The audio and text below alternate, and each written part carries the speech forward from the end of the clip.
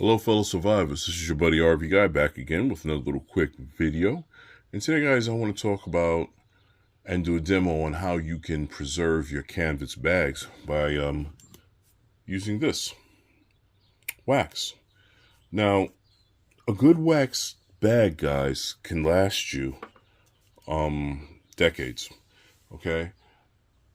Because the wax penetrates the fibers in the canvas and creates a waterproof barrier. And this is how they used to do it in the old days, guys. The old settlers and pioneers. This is how they would preserve their bags. Also, this is how the sailors would take care of their sailboats, their canvas sails. Okay, they'd wax the sails because the water and the salt water in the air is very unforgiving, and it would rot the sails. But once you wax them, you kind of create a barrier, okay? A barrier between your bags, your canvas, the material, and the elements, all right? Now, what you see in front of you, this is my sling pack from Ariellas that I'm converting into a backpack. The sling was just a little bit too small for me, but I have some backpack straps that I ordered. Later on, maybe I'll do a video on that and show you guys. But yeah, now I've already done the front of the bag. I'm gonna turn it around for the rear. Okay, there's the rear of the bag. Just set it up here like that. All right, there's the rear. And like I said, a good wax bag will last you for decades, guys. And I use beeswax with citronella. Why the citronella? Well, citronella is a bug repellent, and it keeps the creepy crawlies from off of your backpack if you're out in the field or you're hiking or you're walking. You know, if they jump on the pack, they don't like the smell of it, or the whatever it is inside the citronella, they don't like it, and they jump off. Now, I'm not telling you guys to use citronella and don't use bug repellent. Still use the bug repellent, but I like to have a backup, all right? You can't see what's behind you. This will help keep the ticks, the mosquitoes, or this and that off of your pack, and you don't bring them home, right? Right. Okay. Now, what you want to do, guys, is you want to take your backpack and you want to take your wax, okay? And what you want to do is you just want to rub it all on your bag. All right? All on your bag. And you want to give it like a white coating. Okay? All on the bag. Give it a generous amount. And I suggest doing this 2 or 3 times to make sure you've got it all inside the fibers of the canvas. Okay? Now, you guys can see that there's like a white coating on there.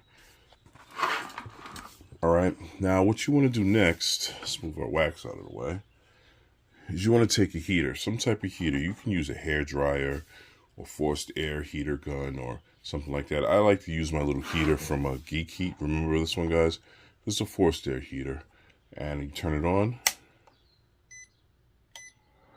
The settings to hot. All right. And what you want to do is you just want to hold it in front of the bag. It's going to get good and hot.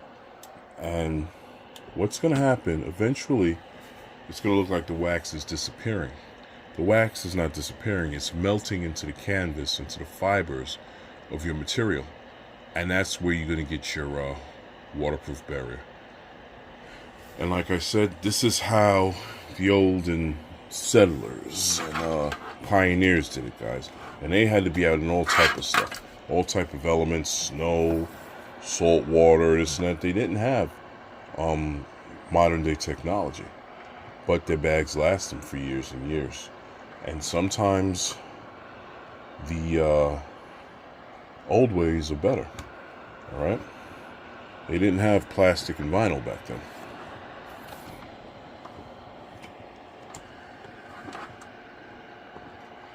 All you want to do is just take it and go all around the bag with the heat, and it'll look like it's disappearing. Let me zoom in it for you guys a little bit better. All right. Now, if you look right here, There's some right here. I'm going to add a little bit more so you guys can see it. Alright, you see this white patch right here? We're just going to take the heater and put it on there. And you'll start to see it disappear. You guys can see that. And what it's actually doing is the wax is melting into the fabric, guys. Fabric of the bag.